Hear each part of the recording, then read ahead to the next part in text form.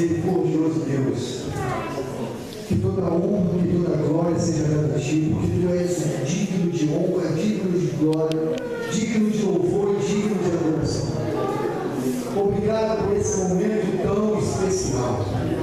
Obrigado porque nesse momento nós podemos dizer, inimigo das nossas almas, Tu perdeu. Perdeu, porque a presença de Deus aqui é genuína. Porque o Senhor Deus colocou esta pessoa do meu lado para que eu pudesse cuidar e ser casado para sempre. E eu não vou dar ouvido àquilo que o inimigo tem colocado em minha vida, nos meus pensamentos. Mas Deus, eu coloco diante de Ti a minha esposa. Eu coloco diante de Ti o meu casamento. Ô Senhor Deus, eu coloco diante da Tua presença para que Tu possa nos ajudar a caminhar, restaurar, Senhor, curar as mazelas do nosso coração.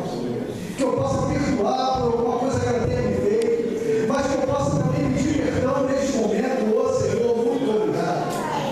Obrigado porque nesse momento eu quero consagrar o meu casamento a Ti. E todas as vezes que eu consagro algo a Ti, Senhor, não me pertence mais. Seja Tu o provedor desse relacionamento. Obrigado por esses casais que aqui estão com a disponibilidade do coração. Obrigado pelo privilégio que tiveste a minha esposa nesta noite de poder estar aqui trazendo a Tua palavra. Que seja feita a Tua vontade no meio de nós. Abençoa, Senhor, esse jantar romântico, os alimentos, as pessoas que fizeram com tanto amor, com tanto carinho, a decoração, Senhor Deus. Oh Pai, nós devemos nos alegrar. Devemos nos alegrar, Senhor, porque conseguimos reunir aqui tantos casais nesta noite. Eles poderiam estar em outro lugar, fazendo outro tipo de coisa, mas eles disponibilizaram o coração neste momento para estar aqui.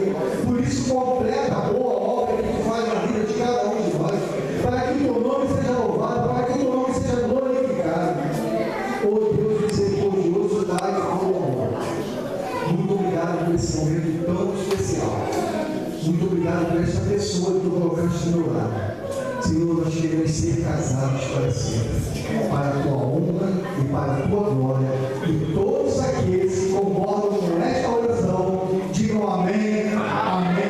Dê um beijo aí na tua esposa e depois aplauda o Senhor.